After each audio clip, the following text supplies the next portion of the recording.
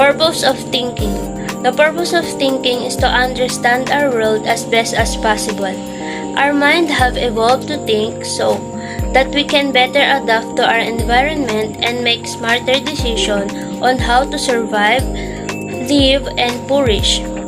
At the biological level, our thoughts are millions of neurons firing off in our brains.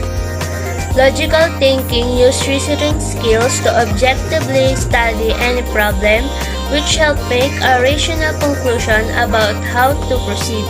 For example, you are facing a problem in the office. To address that, you use the available facts. You are using logical reasoning skills.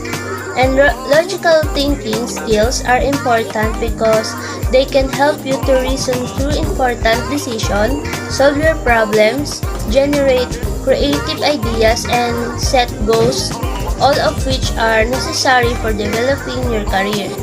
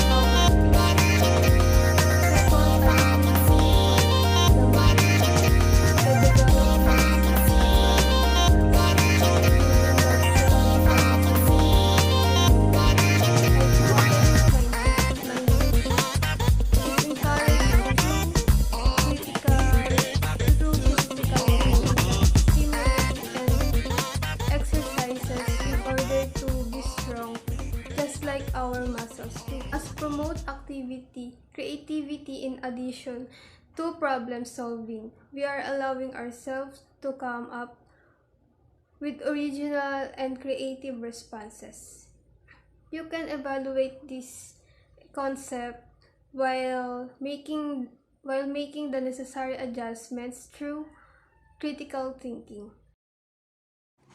Critical thinking is the intellectually disciplined process of actively and skillfully conceptualizing, applying, analyzing, synthesizing, and or evaluating information gathered from or generated by observation, experience, reflection, reasoning, or communication as a guide to belief and action. So that we can understand better, I look for a situation, scenario where a person's critical thinking works depending on what is happening.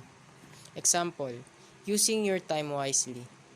Deciding how you use your time is another example of critical thinking.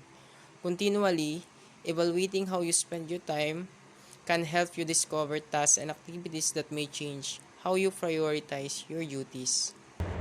Now let's proceed to the fallacies of relevance.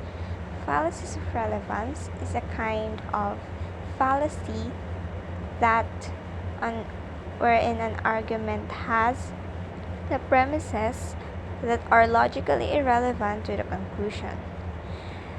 These premises may look psychologically relevant, but there is not logical relevance to the conclusion.